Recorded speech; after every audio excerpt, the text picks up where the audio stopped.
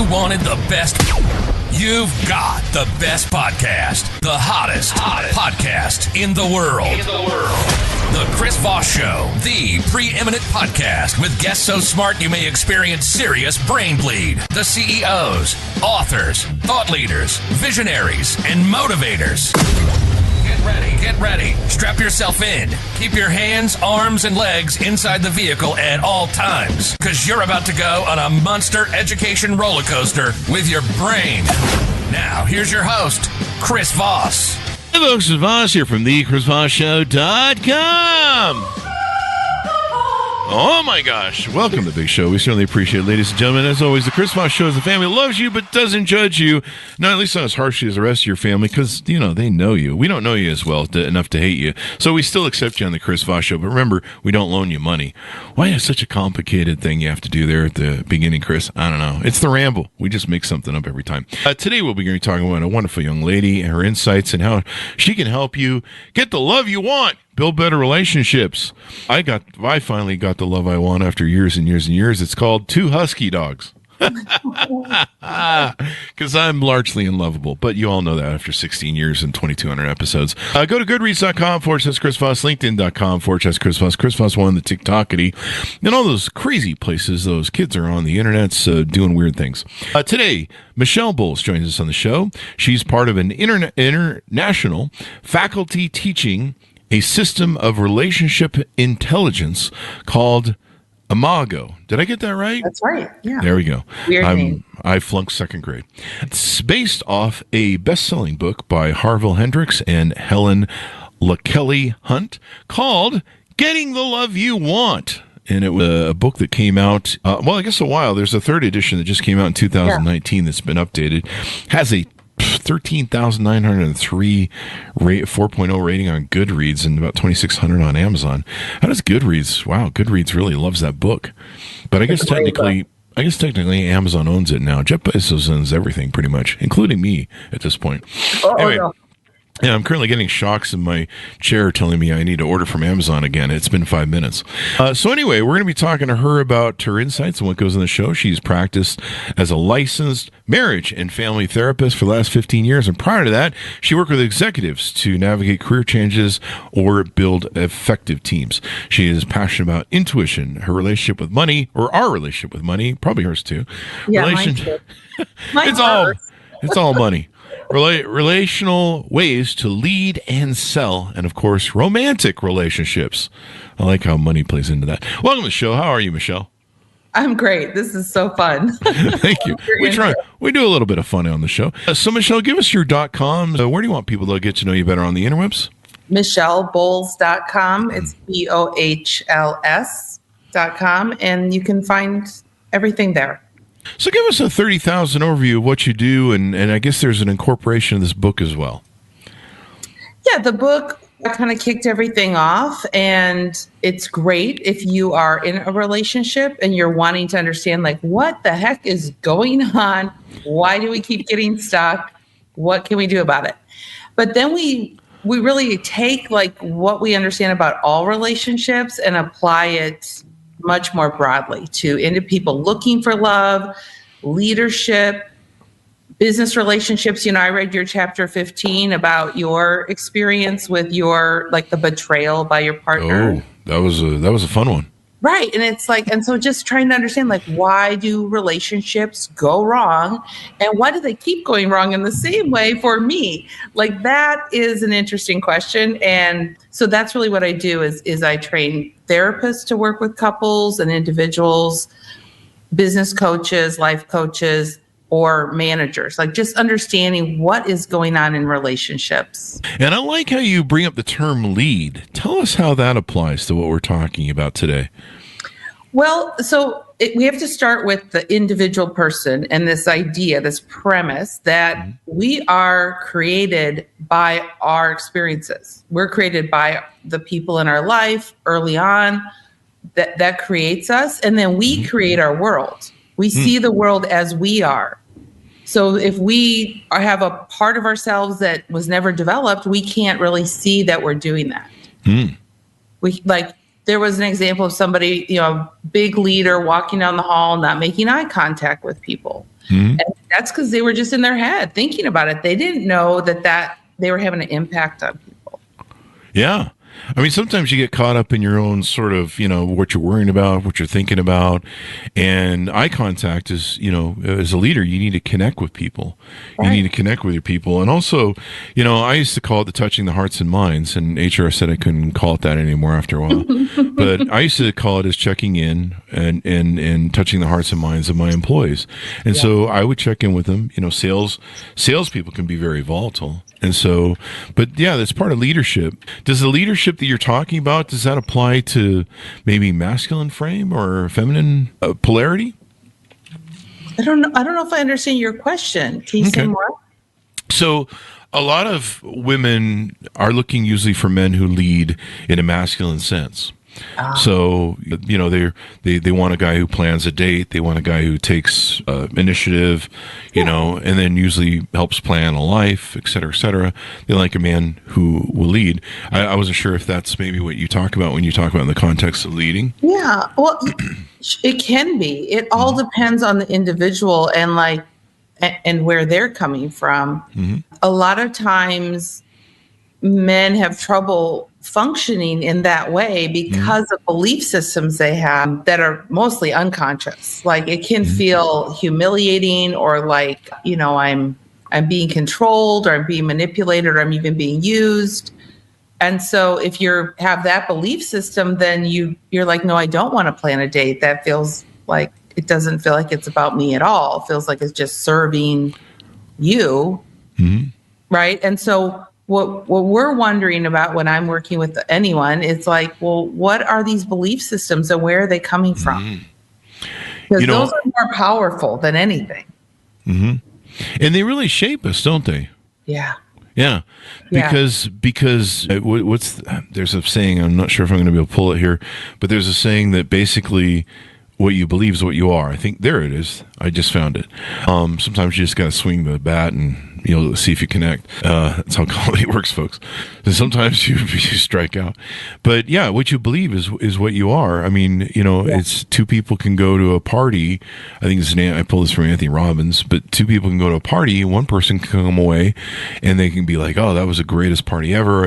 I focused on all these people that are having fun because I believe that parties are fun and yada, yada, yada. And then someone can come away from that same exact party and be like, oh, it was an awful party. I saw people standing around looking unhappy and miserable. And, and a lot of what we shape with our beliefs is kind of rose-colored glasses, right? Yeah, exactly. Yeah. That's exactly it. So if we don't question our paradigm and our beliefs, we unconsciously create our greatest fears. We recreate the patterns that we lived through early on unconsciously. So it's really, helping people become more conscious about these patterns, their relationship patterns. Yeah. Do you find that, what about trauma and stuff? Now, trauma is a big thing, shaping childhood blueprints as well. What sort of relationship your parents had, if they had a relationship, if you had a father or mother in the home. Tell us a little bit about how that sometimes shapes these belief systems, et cetera, et cetera. Well, what's interesting about trauma is that 10 people can have the same experience and like you said, like the party, and some people have trauma from it and some people don't. Trauma lands in our system differently based on how old we are, based on other resiliency factors. Trauma, whether there's trauma or not, what we really are wondering about is, what do you believe? And one of the challenges is that we think we believe one thing and our actions show that we believe something else. Oh. So I can say I believe I'm worthy of a great person in my life, but then when I accept behavior from them that is treating me like I'm not worthy and I'm afraid I'm not worthy, like that's really the belief that's operating. Yeah. And I've seen people that believe they're worthy, but they haven't done the work in support in fixing their traumas and everything else. And I imagine that's a lot of it. So what do you find most relationships, you use the book Getting the Love You Want, a guide for couples. When you're helping couples, what do you find they're mostly struggling with these days? What's a popular theme that you find? Every couple will say they're struggling with communication. Oh. I mean, that's pretty much what every couple comes in. Really? Yeah. And they'll think they're pretty good communicators. Mm-hmm. Maybe even they think they're both pretty good communicators. But when they actually learn how to slow down and listen in a more deeper way, not jumping to their stories or owning their stories, then like new information is coming up after being together for 30 years. They're like, oh, wow, like something new is here. Mm-hmm. So communication is important. I would say that honestly, what most couples are struggling with is an attitude problem. Here we go. We're into some good which stuff. Is there. that you should be perfect. You should be perfect. You should meet all my needs. You're not meeting my needs. And so then I go into one of my defensive strategies. I withdraw, I attack, I fawn, or I freeze. And now we've lost our connection. Yeah. Because of my story about who you should be. There's an old saying that, there's a couple of sayings that you can kick around, but the one thing I don't know if I can mount it right, but basically the one thing men want from a woman is we don't want her to change when we marry her. But usually when women marry a man, they've got a whole plan for him to change. I mean, I've witnessed that firsthand in my relationships. And, thereby it goes. I mean, I've heard relationship people, professionals say, you should marry the person that you think you're marrying and not the person you think you want them to be. And then, another thing that I heard a long time ago, and this really helped me with relationships, was find someone whose number one quality and priority in life, their highest value in a relationship, is integrity. And if you get someone who has integrity, it will solve its own problems, because they go, okay, I want to do right by you, or I want to do right by us, I guess if it's a relationship. And so I'm willing to do the work because I have the integrity to do things right and do things with an ethic that, there's a certain ethic that you have if you're going to build something. I'll tell a lot of singles, I'm like, be a builder and find a person who wants to build. And build with them. And that's really the difference. And a lot of people, they're just interested in short-term gain. They just want a one-night stand or hookup culture nowadays, or, they just want to chase people out of their league. And they don't see the big picture. A lot of the relationships that, I see a lot of my guy friends that are in now 20 and 30 year relationships. So I have a blueprints to work with and talk to them about. And, they've been through ups and downs and hard times. Some of them have been through really hard times, and their wife is stuck by them. And sometimes it's been shared where, they each take turns on the wheel of life that throws you the curveballs, but they stick together and they work through it, and they don't quit. Because they're builders, a builder doesn't build a house when you pay him. He doesn't go build a house and then halfway through he's like, this whole house works a whole lot of work. I don't want to do this anymore. Right? Yeah. No, I love this. I 100% agree. I was working with a group of women this weekend, and I told them, look, if you have a partner who is willing to do the work with you, I'm sorry, but you should probably stick it out unless there's something really dangerous going on. You should probably stick it out. And I agree, that integrity. But I just want to go back to what you're saying about, like, women want men to change and men want women to not change. Mm-hmm. But I think kind of both of, like, it's a polarizing thing, right? And the reality is you and I would know if we bought a business that some things are going to have to change. Yeah. And I got to figure out what is at the core that I don't want to change. And so it's best if that couple would work together and say, well, some things are going to change and some things aren't. And how do we decide how to navigate that? I think that most of us have an attitude problem because we grew up in the school system. And Tell us about that some more. Yeah, the school system, you went to like a traditional school, Chris? Yeah, I did. Yeah. So how old were you when you got your first grade, do you think? Some kind of mark? I mean, would that have been, I think it would have been in kindergarten or. Yeah.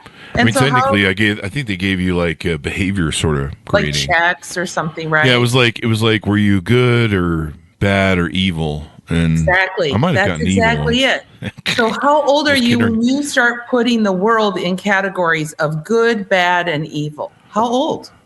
Probably 3 or 4. Right. Too young to question that. Yeah. So it becomes our base level of programming that we are going to be judged, assessed, categorized, and sorted by how good we are. It's not like, oh, I need to work harder or something. It's like it becomes a value judgment on us. Mm-hmm. And then, of course, we have to defend ourselves. And so we enter into a relationship trying to see, are you going to give me an A? Mm-hmm. Or are you going to judge me? Mm. And we're not on the same team at that point. Now I've given away some power to you to determine my value. And then I'm determining your value. Like, it's just the whole thing is in this competitive paradigm of win, lose, compare, compete. Mm-hmm. And obviously relationships don't do well that way. Yeah, I've seen some people that, and my experiences with women, because that's who I date, so I'm sorry I don't have the experience of the other side, but I've seen people, and I don't know that men do it because I understand men's nature being a man very well, but I've seen where some women really believe that somehow competing with us as men will drive us to achieve more and be better. And it's really an irritant in the marketplace. It's really a belief system that you talk about that, we're not, when men come home from work and battling and doing everything, we're looking for feminine peace. We're not looking to do battle axe arm fights in the living room with, Yeah, of course. Yeah, you want the harmony. spouse. This is where you're supposed to bring me peace, not more battles. And I'm amazed at how many women, I don't want to pick on women, but I mean, just in using this as an example scenario, this belief system that, I mean, they've actually said to me, well, it makes it better, it makes it competitive. No, that's what you think you like, and you do it because you're operating your masculine, and that's your problem, actually. Yeah. So. Yeah, but I've seen the other side too. Like, if you as a leader in your business came and demanded peace, mm-hmm. then all the problems that need some attention are not going to get to your desk. Yeah, that's true. So that can happen in the relationship. We have to do both, and we have to have harmony and peace when we need it. Mm-hmm. And we have to sit down and make sure everybody is having their needs addressed. Yeah. And probably, I don't know, you tell me, probably if you're going to communicate, try and do it in a peaceful manner, because certainly, if I sit down with somebody and I go, we need to talk and we have some issues, and here's some of my thoughts. Let's hear your thoughts. Yeah. That's much different than me using extortion or using quiet, what was it called? Quiet timeout, where you go, I'm just going to go pout. I'm just going to go pout and hope that he figures out that I'm angry with him. Meanwhile, he's just enjoying his peace. Yeah. We use what we got, Chris. We do need more tools. We do. Yeah. But I'm going to suggest that when you come and you say, hey, we need to talk, mm-hmm. that most people get scared. Because that means I'm in trouble. Yeah. So if you sit down and you say, hey, I think I need to listen. I think that there's something going on here and I need to listen. And I'm wondering if you could help me understand if you're really satisfied with what's happening in our mm-hmm. relationship. Yeah. Most people will be like, oh, you want to listen to me? Wow. Okay. And sometimes too is the biggest challenge in the communication is saying what you actually mean. Because I've certainly been in a lot of conversations because I tend to, in my relationships, get the we need to talk phone call at work, I'm always in trouble for something. I'm a heinous person in relationships. I leave my socks and underwear on the floor. I am the serial killer of socks and floor. Okay, good to know. And leaving the toilet seat up. Ladies, you've been forewarned. I am a serial felonious toilet seat lever upper. I probably do. Might do it on purpose though. Who knows? Anyway, so I get that we need to talk thing a lot, and I go, oh, we need to talk. Okay, great. Well, I have some things I'll write down too because I want to talk about some things too, and it's kind of interesting how that flips the script on it. But it's being able to talk about things and listen to each other, and really sometimes it's not about the topic that's being brought up. No, it's never been about the topic. No. At least not with women. I mean, men will directly tell you. It's about our deeper needs, and it's particularly about the needs that were not met growing up. Ah, there we go. Back to the childhood blueprints. Yeah, that we bring in these unmet needs that we're very unconscious about, and we have built all kinds of fancy things around them so that we don't know about any of that vulnerable stuff, and we overfunction in these different areas, but we always are seeking to get that need met. So like what I'm hearing from you, Chris, is one of your needs is peace. And so I would make up a story that there wasn't peace in your early home and that you were harmed by that. Mm-hmm. And so you're unconsciously, it's just a story, right? But that you would be unconsciously seeking to take a very high energy, expressive person and get them to give you peace. Mm-hmm. That's just a theory. Yeah, and you're right. That actually was my childhood experience, and I actually probably overcorrect in relationships or people that I seek for people who can give me peace. Now that is an innate desire of masculinity in men. We want peace. Sure. I mean, that's just how we roll. We go to war all day long in 9 to 5. When we come home, we want peace. That's why we seek the feminine. Well, and your nervous systems are built to fire very quickly and very intensely at any sign of danger or threat or problem. So it makes sense that you can't really relax unless we're able to clear away those problems. Yeah, especially if people around me are in fight and flight mode, which a lot of people with trauma and damage, when they'll respond with fight or flight mode, because that's how they've been designed through their trauma. And a lot of these things, like you said, a real important point is bringing it home is a lot of this comes from childhood trauma. And unless it's resolved, you see the world through a different lens when you have your childhood trauma resolved. And partially you see everyone else's trauma and you're like, nah, I ain't getting near me anymore. Not doing that again. No. 50 years of that was I did my time. I'm out. You can have fun. Go see a therapist. That's why I just hand out cards like yours. Go see a family professional therapist that's licensed. No, stop buying crystals and go get some fucking help. So let's talk about. We talked about in the prior show about how I run dating groups and give people dating coaching and advice. And we've been trying to with our dating groups bring people back to in-person dating and meeting up and stuff, as opposed to these dating apps that they're trillion-dollar companies that have no interest in getting you into a relationship. They just want to run you around in circles on their little thing. Money and good luck. Good luck. So, I mean, which is most of my experience is Spirit Rhino in Las Vegas. I like how I wrote that and was able to get that pulled off cleanly. Anyway, so we talked a little bit in the green room before the show about how to help single people find what they want. You have some ideas on that or some thoughts? Well, I think you hit it right on the head, which is that we have to first understand what shaped us early on. Mm-hmm. What are these needs that were not met? Mm-hmm. What did we get needs for protection, for peace, for safety, for being valued, for being seen, heard, whatever this is, and understand that is operating like a GPS. I think a previous guest was using the GPS as like a metaphor to guide us in a car. And they were saying like your purpose is your GPS, but what really programs the GPS is your unmet need. Oh. That is driving far more than people realize.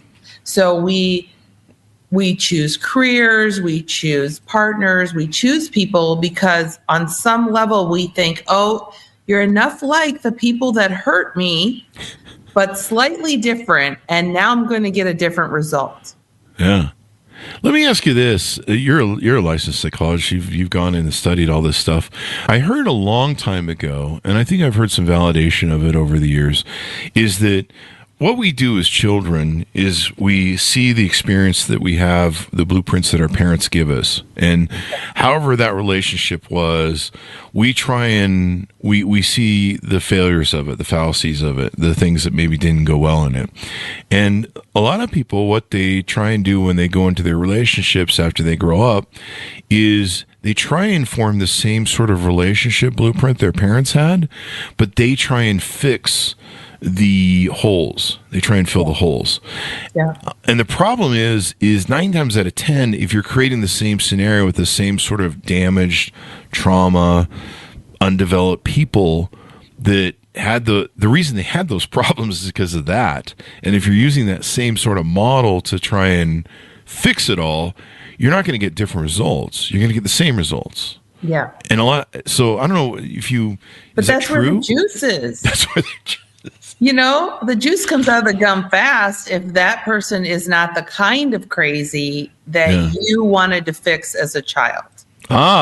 So that explains most of my relationships. I was searching for crazy for a lot of years. My mom's like, how come you always find these crazy chicks? I'm like, and then I looked at her and I went, oh, shit.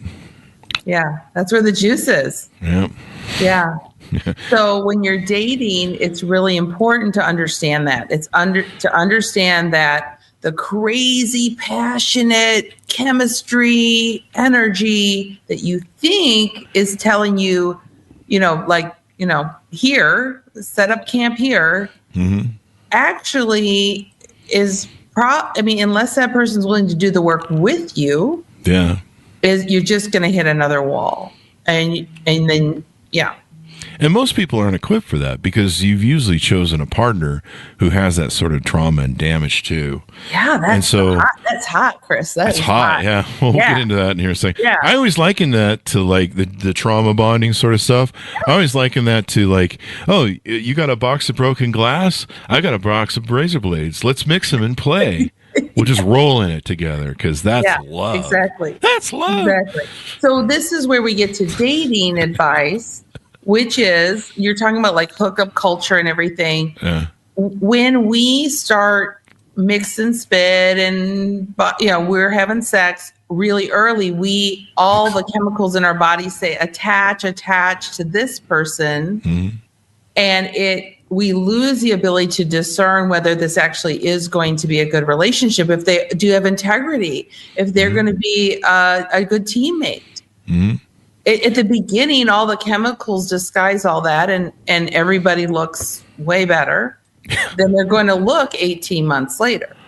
Oh, yeah. I mean, everybody creates kind of this panacea in their mind of this perfect person, and they meet them. And, I mean, I've even heard it from, I've decided that next time I get in a relationship, I'm going to videotape everything she says for the first little while so that I can have as proof in the Q&A.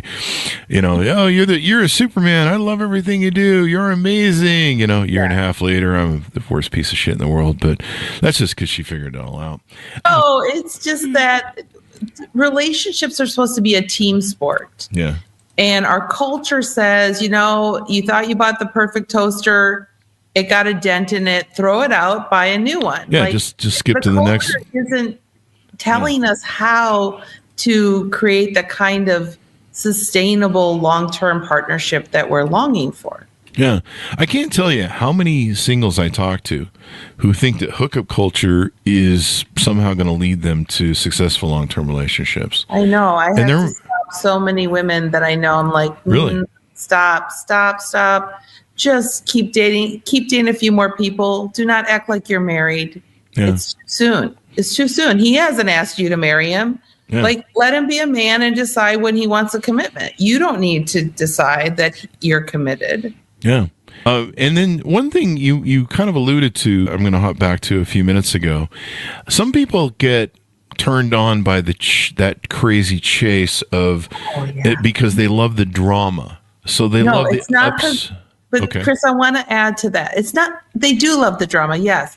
But the juice is there because there was drama as a child. They had to chase down love. And that's their blueprint. That's their pattern. So when love shows up fully ready to meet your needs, you're like, no, I got to pass. I want to go after that person who seems completely uninterested, because that's what my brain is familiar with. Yeah, that explains dating right there. Should we go date? Should we go on a date together, Chris? I'll be in your ear and I'll tell you, like, Chris, no. This is about. I reject like 95% of my coffee dates anyway, so I do that. Yeah, because there's no juice there. Well, you're like, part you of are it, not crazy enough. You are not going to break my peace. You are not going to give me harmony. Well, I mean, I think my biggest problem in dating is abilities. So a lot of people come with a lot of liabilities, and I've done the work to clean up my life, and I've done the hard fucking work to deal with all my childhood trauma, my brain damage. I don't know, people listening to the show right now are going, he still has trauma.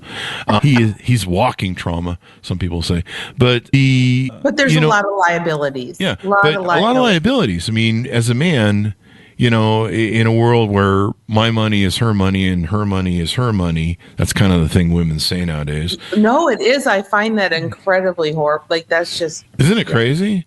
And, you know, you're like, no, when you're in a relationship, you share money, but, you know, you see women brag about that on the thing. And so... Trusting people is really hard, especially around money. Yeah. And so you see that in the marketplace, but you know, as a man, when you do come into a relationship, you take over certain things, especially if you're expected to lead.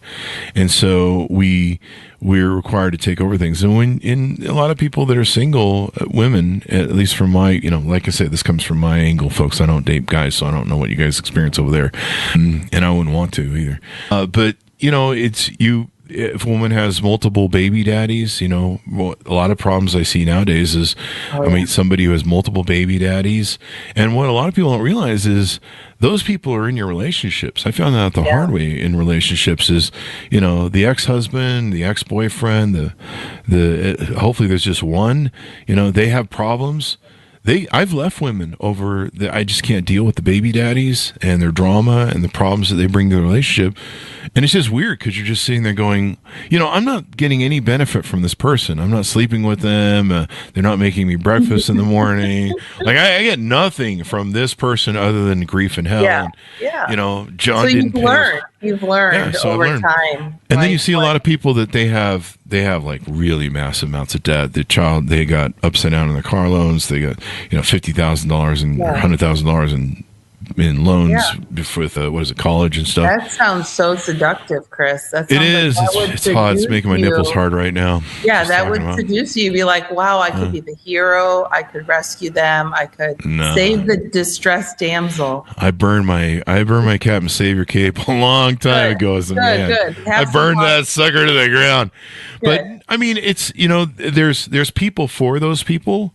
You know, if you've got kids and they've got kids and you got to work it out. But where I don't bring those amount of liabilities and debts to the thing, you just have to look at people. I mean, it's part of what you bring to the table.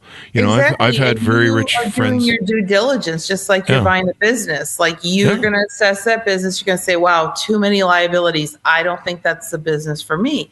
Yeah. That's not the relationship for me.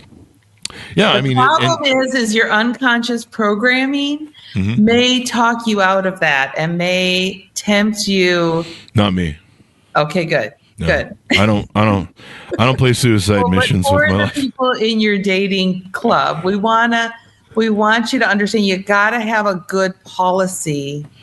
And if your policy is no baby daddies, no exes, no small children, then you just like no harm to just move on. Don't get seduced into, oh, this is different. Yeah. And, you know, it's, and some people, they do get captured, men get captured by that savior thing. We kind of have that whole, I'll protect you and save you. We have that sort of mindset. We love to be saved, don't we? Yeah. I mean, no one saves me, but I haven't found a guy who'll do that yet. But usually they want something. You do not want to date men. You've been very clear. Yeah. So I don't have that. I don't get that issue. I have to be the savior. Well, what are some other, you know, one thing I talk about there's data. The data shows that on dating apps, 95% of women are chasing the top percentage of men. And the top 5 to 1% of men. The Chad chasing we see is huge in hookup culture. I mean, I have whole rooms full of guys where 90% of them aren't dating, and the few percentage that are going through about 50 women a month. And we're not talking dating. We're talking about Netflix and chill, come over and do the thing. I see the same thing in my practice. Do you really? So what advice do you have for women and maybe men to, if you want something better, to chase something better that you can get, and that it can be healthy for you long term if you want to build? Well, I think the paradigm is so critical. Like you said, you're looking for integrity, right? You're not looking for these other factors. I feel like so many people when they're dating, they are looking, it's like almost a grading system. It's like sort, analyze, who's the best, and I'm the best, and we need the best. Yeah. And the reality is that you need to just go in trying to learn more about people and look for what's, just look at who they are and have a conversation. A lot of people become more or less attractive after a conversation. One thing that's interesting to me is I come from the old world, as I call it now, dating. I'm like Charlton Heston, who just landed in space, and I'm like, why are there all monkeys here and dating? And what I mean by that is this hookup culture thing, because I'm used to taking a woman on 2 to 3 dates to figure out who she is, vet her. Yeah. She's going to vet me as well. Yeah. And there's kind of an interesting thing that happens when you date that way is your bodies talk to each other. There's millions of cues that go on in person that don't go on over text and don't go on over the things. And a lot of that builds the simpatico, or builds connection, or finds connection. And so sometimes, you take a person on a first date, they're a little bit nervous, it might be a little choppy, and then sometimes you do on a second date and, everyone's settled in a little bit better, and you can kind of find each other. There are times where I've been on a date with somebody, second or third date, and sometimes it's a moment where we're not talking. I think that's kind of interesting that I tell people. I go, a lot of times when I figure out that I'm clicking with somebody and I feel really comfortable and I feel that relationship sort of blanket kicking in, is when we're not talking. So sometimes we'll be walking and holding hands and we're not saying anything. Sometimes I'll be sitting in the theater watching a movie and we're holding hands, or I've got my arm around her and we're not saying anything. And all of a sudden I'll feel my body talking to me, or our bodies talking to each other, I call it, where you go, I feel really safe here. I feel really comfortable with this person. I feel like I have a level of trust with them. There's and you don't always have that. Like sometimes you'll just be like, it's just trying to put the square peg in the round hole. If you had that toy when you were a kid, you can all find that on OnlyFans too. Anyway, unsure what that means, but and so you feel that simpatico, but sometimes you don't feel it till the second or third date. And one thing I kind of knock my single folks over the head over is that if you're going out, we've created this dating apps, and Facebook has become this Amazon shopping world. Where we just think that, okay, well, I can just have a relationship delivered by Amazon. It'll show up at the door and everything will be perfect. And so we look to these pictures of people and we left swipe on them, and we really have no idea who they are. No. And to me, and the problem, can I just add to that?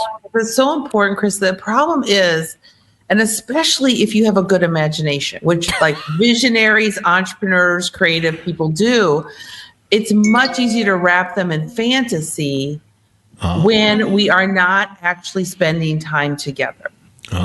The more time we spend texting or calling on the phone, the more our brain is coming up with a huge fantasy, because we don't see the world as it is. We see the world as we are. And that brings I agree. And I would say you should be dating people at least 10 or 12 dates before you stop dating anyone else. I don't know if I know it takes a lot of discipline. That's a lot of dates. You will wind up making far less mistakes. So in the long run, you will get there faster. No. Well, I don't know. I don't know about that, but because the mistake is costly, Chris. It costs you years. Well, the thing is, and I agree with you there. a lot of, especially men that I talk to, because I don't talk to a lot of women about this, but for a lot of men, it is the most important decision you'll ever make in your life. Oh, yeah. Especially as a man, because you'll pay for it. It'll affect every area of your life. Yeah, yeah. And you can't find anybody to clean up your mess as a man. You have to clean up your own mess as a man. It's the old Godfather line. Men can't afford to make mistakes. Women and children can make mistakes. Men can't afford to make mistakes. Although I would say women do need to be careful with the mistakes they want to make, because those can shape their lives. But they can always find a man to help them out. Yeah, you can't. But I want to reiterate this idea that our GPS is programmed by our unmet need, not our purpose, vision, goal, fantasy, whatever. It is programmed by that, and so it takes a lot of time to determine if this person can help you clean up your mess. Like the best relationship would be that we work together to clean up both of our messes. Mm-hmm. Right. But it's hard to tell that because our GPS is going to lead us down this other road. So maybe is it good to talk to someone like you to try and identify what are my needs? What are the holes I'm trying to fill? Because maybe I don't think a lot of people do that. No, they don't, because no one told us. No one told us that our unmet need was that important. They're like, you survived your childhood, go to school, get a job, build a business, pick a career. And the deficits in your nurturing have nothing to do with anything. Mm-hmm. But it actually has everything to do with everything. Everyone unconsciously chooses their career based on their deficits, their need deficits. Wow. Now, one thing we talked about, or that you mentioned about. Big statement. Yeah. I hope it's right. You're the psychologist, damn it. It sounded good. I'm just the amateur knight over here. But yeah, a lot of people try and fill those holes. And the one thing you talked about was one thing that makes me very frustrated with today's dating world too. So what I see these people and they're kind of handicapped because they grew up in the texting world. But you mentioned about how people build this fantasy about someone when they're not around them in person. Yeah. So, I'm an old world dater. I date in person. How I've adapted to texting is I'll text someone off a dating app or Facebook. I'll get a feel for if there's attraction. Attraction is a big deal. If a woman's attracted to you, she'll talk to you. You're going to have an interaction, Yeah, and so important. I look for that feedback. You've got to have genuine attraction. And so, a lot of guys will try and hammer a nail and steel. Oh, we're back to that peg. Yeah, we're back to the peg. It's on OnlyFans references here, folks. Anyway, but they'll try and force attraction, like by showing women their shiny cars or money, or they'll try and just belabor her, overwhelm her DMs, her text messaging, and I'll just convince her to love me and have attraction to me. You can't buy attraction. No. And so I usually look for a little bit of feedback. It usually takes about 6 to 8 messages. I use voice messages too, so people can hear my voice, and that makes a big difference. Important. Yeah. It really does. You have a great voice, very sexy. Yeah, I mean, I can seduce a lot of women over text messaging. I bet. Voice, and just like, oh my gosh, how much testosterone you got over there, buddy? I've even had some women that are like friends of mine, and they're like, "Can we just keep talking?" Because I just love your voice. Right? Like, you have a great voice. Like, no, you're a friend of mine. I'm not doing that. Yeah. No, attraction's critical, but it's only the first step. Yeah. But so what I do is, as soon as I know that there's attraction there, I ask for a phone number. I take them to coffee. We don't fuck around. I'm not going to spend 50,000 messages talking to people. I agree. It's a total waste of time. Waste of time. Probably counterproductive. And today, a lot of people use filtered photos. They use fake photos. Oh, those are so scary too. So to me, I have my filter on. I'll be honest. The filter's on. I do too, because I'm actually a troll in real life, and I look like a troll. Most people know that. But part of the thing is, these people like I'll meet guys and gals, and I'll be like, so what's going on with the person you're kind of got into, and they're like, oh, we're in our texting phase. I'm like, what the fuck is a texting phase? And they're like, well, it's where you text for 3 or 4 months and then you finally go out. I'm like, what? Dangerous. What? I mean, I had one gal tell me that a guy texted her for 5 years. Good morning, good night, all that simp stuff that simps do. Oh, he's just using her not so lonely. That's horrible. Yeah, before you finally asked her out, she said, Chris, he texted me for 5 years before he finally asked me on a date. How was she even still single? That lady needed to move on. Anyway. No. But I'll send her your number. They should do, I'll send her your number. She can work with you because you bring up a good point. And so, and the problem is this texting thing, and I think it's bigger for women because you guys keep a lot of that stuff in your head, that fantasy in your head. It's that's. Yeah, and they just build up this person. Yeah. And sometimes it's the Chads that they're like, I think I'm finally turning him. I can convert him. You know, I've seen there's a Facebook page now called Are We Dating the Same Guy? Yes, I'm naive. Remember, I'm naive. Stop exposing me to this. Well, we're probably exposing a few people on the show to this. And really what they are is there are ways to try and isolate the Chads, figure out who's dating the same Chad they are, and try and isolate them sometimes by spreading scurrilous sort of things. I've seen that. Oh my God. It's kind of crazy.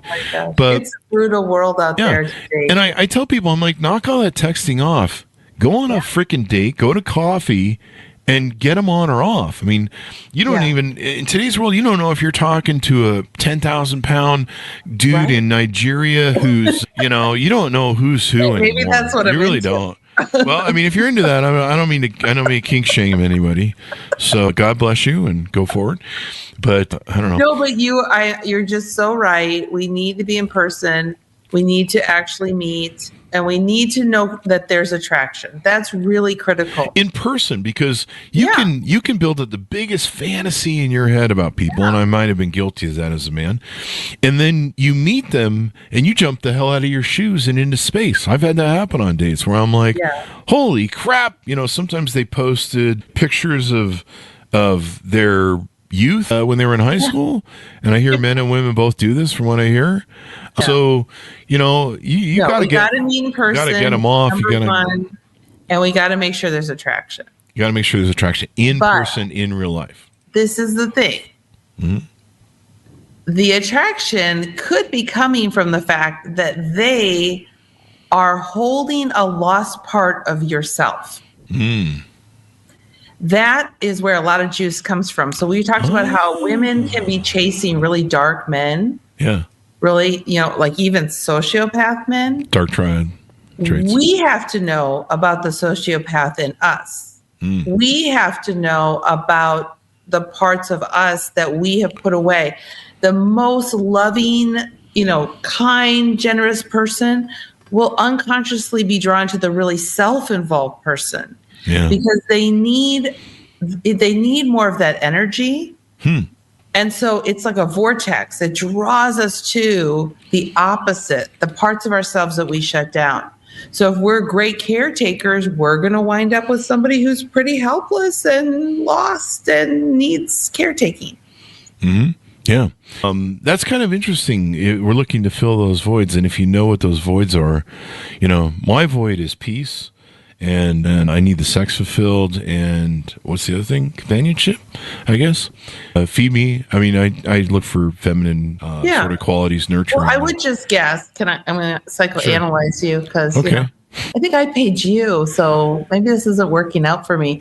But your unmet need would be peace. That's what you need. Is you need peace and harmony, and somebody to protect you. Well, I don't need protection. Protect you from chaos. Well, protect you from chaos. Okay, I get it. You might need that. I'm analyzing you. I don't know. We don't know each other at all. I would agree with you on the protection from chaos because I deal with enough of that. Yeah, but you're unconsciously drawn to it. This is my 10-cent, Lucy psychology. Sure. But then when we're talking about functioning, it's from reading your book and knowing you. I'm like, you're a doer. Mm-hmm. And you're a thinker. I try. Right. So you're going to be drawn to people who actually are more being energy, sensory energy, feeling energy, because you're going to be pulling each other like, oh, wow, I need more doing energy. I need this thinking energy. They're going to be really drawn to you, and you're going to be drawn to them like, wow, they're so chill, and they're really, anyway, it's just theory. We'd have to dig in to really get to it. But my point is that we're drawn to people who have different functioning, but often the same unmet need. Now, I'm going to think about that. I'm going to have to think about what are my unmet needs and what I want. Yeah. You know, a lot of the peace does come from a masculine frame. Men want peace. Yeah. We want our women to be happy. Yes. We want them to be joyful. We want them to be in their feminine where they can play and they can be carefree. And that's what the masculine frame provides. Yeah. And so a lot of that peace does come from the masculine male nature of mine.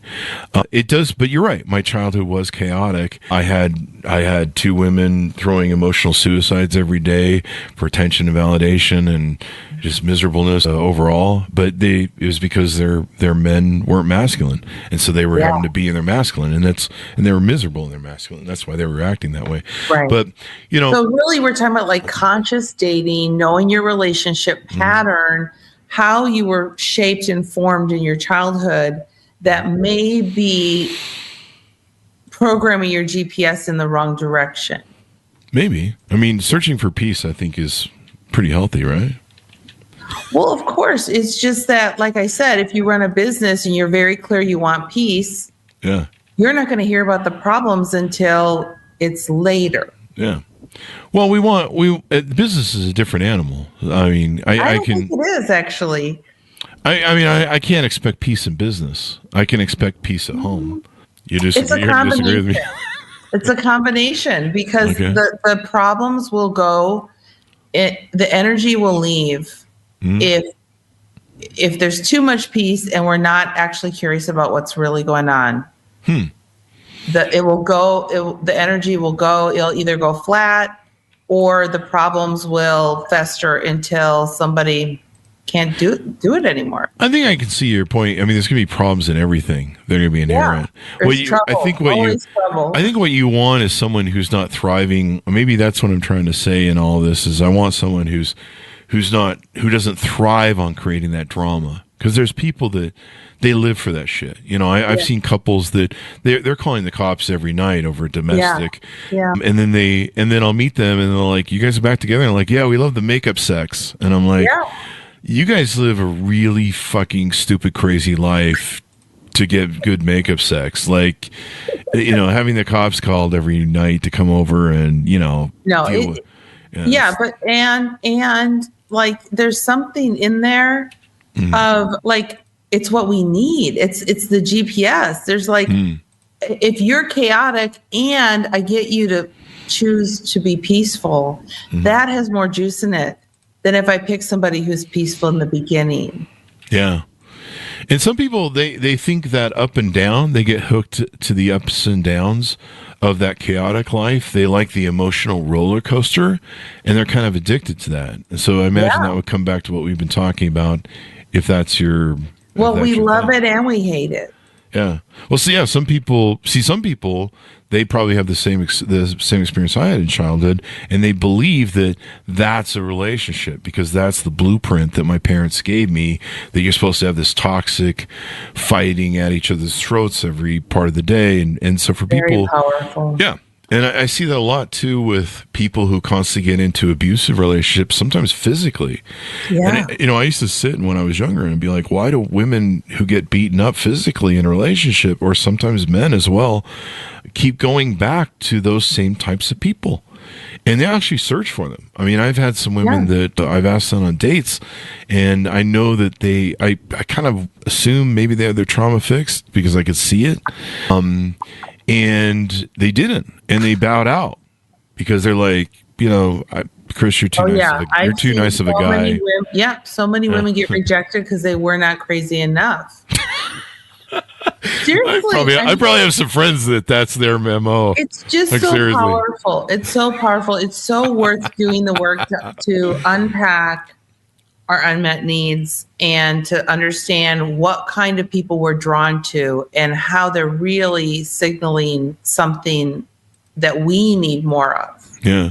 So let's start the resolution of that. How do we fix that? How do we do the work? And what are the important ways to do that? I noticed, and let's weave into that some of the stuff that you guys do at your website. And as we go out, some of the services you offer at your website that help them resolve those issues. Yeah, well, my favorite workshop is called Keeping the Love You Find, or Finding a Love to Keep, which is doing the work. And, I just spent the weekend with 7 women, and they were a little mad at me. I'll be honest. They're a little mad. They're like, Michelle, this is freaking hard. We have to do work. I've been in therapy. I thought I had this. But it's super intense when you actually dig in and uncover, sometimes trauma can get buried pretty deep, and we can overcompensate in some pretty fancy ways to avoid that vulnerability. So, a weekend workshop is great. We have digital products on the website. My website developers working their butt off to get it all coordinated, but we have digital products where you can at least start to dig in and ask yourself some questions, do worksheets. It's like a technology, you can actually identify from a list your unmet need and then, see if that fits. Mm-hmm. Yeah. I have an unmet need, but it's mostly hot sex. Anyway, I'm just kidding, folks. It's a joke. We do jokes on the show. Anyway. I have that one too. So I think everyone likes hot sex. So right? Sometimes I do it in the fridge and it's cold sex. But, or maybe cold sex is marriage sex. You're traumatizing me, Chris. Stop it. I'm just having fun here, folks. So anyway, so people can get class, with you. Take a class. Yeah. Or call me and we'll do some intensive work, whatever fits. Okay. But so it would they be can fun to do a course for your group, do a workshop and you can bond with other people and learn about each other. Yeah. That'd be fun. If we can get them to show up. It's really interesting how powerful, one thing someone should study like yourself is, I'm not telling you what to do, I'm just giving you an idea. I'm just such a bossy bitch today, is, this texting fantasy creates so much fantasy. And I realize now, even just talking to you, that one of the fallacies that people are doing for lack of intimacy is they're doing this eternal texting before they ever go on a date, or they go on a date and I read a lot of women's stuff in different forums and things, and I'll see women that are like, well, I went out with them once and we've been texting for the last 3 months, and you're like, wait, he doesn't take you out again? No, but I'm wondering, is he serious about the woman accepting this? I have to tell my clients, just say what you want. Say, I don't want to text. I want to pick up the phone. Mm-hmm. Let me know when you're available. I want to be taken out. Are you going to ask me out? Because I would love that. Yeah. Just, I would prefer the man make the first move, but if he hasn't made the first move, you got to say what you want and then see how he responds. And see if and communicate, like you just said, communicate effectively what you want. Of playing the girlfriend every morning, I have guys that they are literally, they are literally doing months and months. They do good morning, they do good nights to these women. It's like we're pretending to be boyfriend, girlfriend. Yeah, they are. That's what they do. And the girls are like, why is this idiot doing this? I want to go on a date. Right, but why is she agreeing to it? She's coming into agreement with it when she's texting back. I think some people, they like the attention and validation. Exactly. Women live for attention. So there's an unmet need there that's driving the behavior. And then we got to figure out, is this really? Yeah. That's one of the things. Let's talk about this if you don't mind. I know we're running a little bit long here than we normally do. But it's because I'm so interesting, Chris. It is, and you're so knowledgeable. Although we've taught you a few things, so I've damaged you. I've scarred you for life. I wanted to know. Some things you shouldn't look up on the internet when it comes to the Urban Dictionary. So one thing I find is that I discovered this early on in Match.com, I think in the 90s or 2000, that women were starting to get, because the women are at the forefront of the relationship. Men do have to ask, but women decide to make that commitment, and usually that's with sex.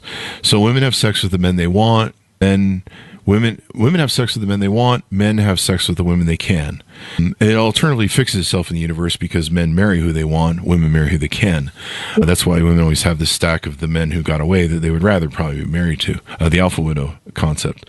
But one thing I see with this texting thing is God, I can't get back to where I segued it off of.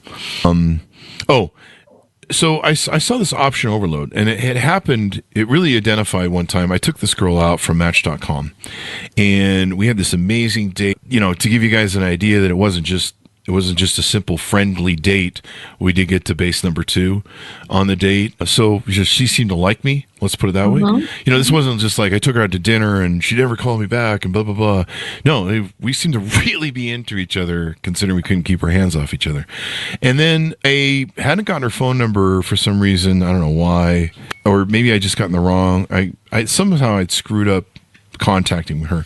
And it was my fault. And so I had reached out to her on Match.com again to offer a second date, and I never heard back. And I just went, okay, she's not interested. That's cool. This happens in dating, part of the gig.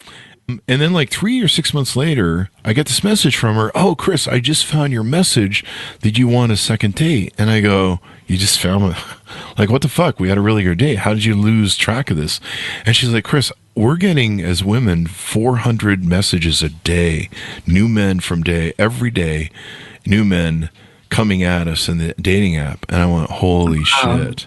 And that's when I discovered this thing called option overload. And I know this from sales.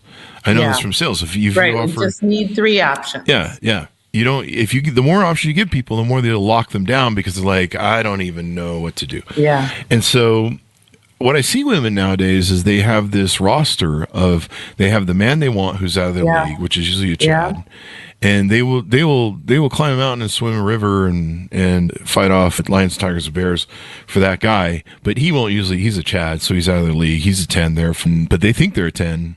And then they usually have this roster of other guys that are fulfilling stuff that are like husband roles and relationship roles. So they got a guy they can call to get the car fixed. When I had my modeling agency, I had models that they had a Monday guy, and Monday guy was rent guy. Tuesday guy was car payment guy. Wednesday guy was utilities. I'm not even shitting you. Like I've seen this. I know. It became mainstream. I used to see it early on in the 90s. What do you think about it? Well, to me, one of the challenges is women have so much of this noise and support system going on that they normally would have as a husband and one man, that they can't ever find validation and attention of just getting one man after that. Having a husband, they want a husband, but they can't ever live with just his, because he's boring now. They're used to having all these men and their simps and their DMs worshipped in them every day. And to me, it's a dopamine addiction. And I was just thinking that. I was like, wow, that sounds like there'd be a lot of dopamine in that, and it would be addictive. And it just becomes these cell phones and social media have really created this dopamine addiction, and that's really what you have is all these people walking around dopamine addicted to what they think are relationships, like what we talked about, filling the holes from their childhood. But and it's fulfilling until it's not. Yeah. Till there's a crash, and it's well, sad. usually the crashes. These are sad stories, Chris. Yeah. Well, I mean, this is what's going on. And so as a man, you come along and you're like, hey, I'm a good guy over here. I want to offer you a long-term relationship. I think I'm kind of interested in it. Either you can't get their interest because they're so overwhelmed. Like I've had so many messages I've sent to women where I've talked to them back and forth, and then I offered a coffee date. They never saw the coffee date message because Chad was pinging on the other line. Right. And then later on, they'll see it. They'll be like, oh, shit, I missed that. Yeah. And I'm just like, no. Not going to do it. No. You were too busy looking the other way at chasing something you don't deserve. Yeah. You're going to make the same mistake again. Yeah. It's not going to be the first time. And so I see a lot of this in dating where women are so engaged with the simps and My advice is that early on, first date, you say, I am looking for somebody who's really serious, who's not dating, I find if you're dating a few other guys, I'm fine while we people figure it out. Yeah. But if I'm lost in a flurry, you got to let me know. You got to let me know if you are dealing with, multiple different kinds of relationships and you're not looking for something serious. Because I am. Yeah. Well, usually I can figure that out pretty easy. There's a bunch of red flags and testing that I have that will figure that out. Usually we call it looking for the Chad chasers. So Chad chasers usually have some identifiable things you'll see on Facebook or their profiles. And sometimes it's the way they behave or the way they swag. Facebook is a great has been a great validator for me because I can look down. You got to research. You got a whole research protocol. Oh, you do. You do. I mean, there's probably hundreds of women that I've looked at on Facebook that I've been like, no, not going to do it because I read your Facebook thing. And it's because, it's part of it is because I've done the work and I've trauma healed. So I can, if I see all these psychotic, crazy ass fucking pump it up depression, I'm suffering from massive depression memes. So I post all these crazy positive memes and that's all I post on Facebook. I'm like, yeah, no, I'm out. But, so the best thing people need to do in summation is they need to do the work. They need to reach out to a licensed therapist, not crystals and not astrology. And I would say a licensed imago therapist because that's who I train. And that means they are trained to understand relationships, not just psychology, but how do we impact each other? And they are going to be able to help you figure out what are your unmet needs and how are you over-functioning, under-functioning, and how is that going to drive who you're attracted to? Yeah, definitely. Driving who you're attracted to. And why you're choosing potentially bad partners. Some people do that. Why are those chads so tempting? Yeah, and I see people and I understand the emotional context behind it, especially for women, what they're emotionally connected to. And I guess it's maybe the same for men, although, I don't know, there's so many feminine men that are in their emotions now, so that's probably true too. But, they're used to the patterns of the bad men that they're used to. And they always say, I'm not going to date any more bad men. And they just go right back to it. And it's like... Promises. Yeah. But it's so seductive when you meet that person that...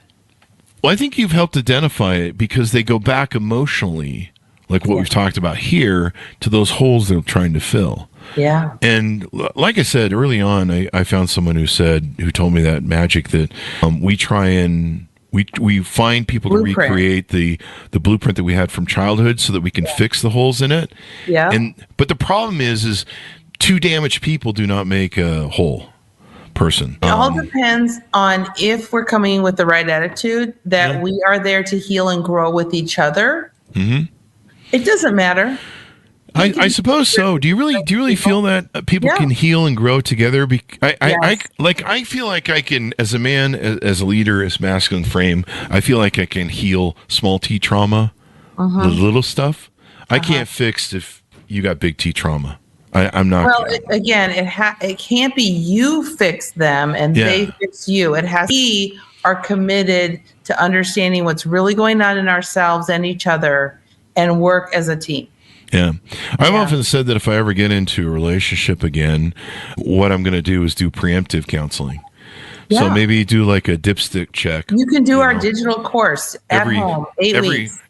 Every 3 months, you check in. Yeah. Hey, is everything cool? Anything we need to do? Before it becomes that pile of stuff in the skeleton closet, the one day it all falls out and you got a landfill of shit and you're just like, we should try and fix this now. And you're just like, I might be a little late for that. Exactly. But, trying to unwind that whole onion. No, I think it's so critical to do the work as early as, and it's even great because the first year, is hot sex, juices flowing, good times. That's a great time to do it because now we have the energy to do the work. Yeah. If we wait too long, we lose all the good, yummy energy, and then we have to spend time building that back. Yeah. And and sometimes there's too much water on the bridge. Like it's just too many hurt feelings, too much damage. I don't know. Maybe usually it's the wrong attitude, but is it the wrong attitude? I mean, some people just want to quit instead of do the work, right? Yeah. Throw the toaster out, get a new one. Throw the coaster out. Jesus. All right. Well, thank you very much for coming on the show. Give us your .coms as we go out one more time, Michelle. MichelleBohls.com, BOHLS.com, and you can reach me there. And let me know what you want to do. We'll figure it out. Thank you very much, Michelle, for being on the show. We've solved some riddles for people. Thanks for tuning in. Go to goodreads.com/Chris Voss, LinkedIn.com/Chris Voss, Chris Voss on the TikTok, and all those crazy places on the internet. Be good to each other. Stay safe. We'll see you next time. And that should have us out.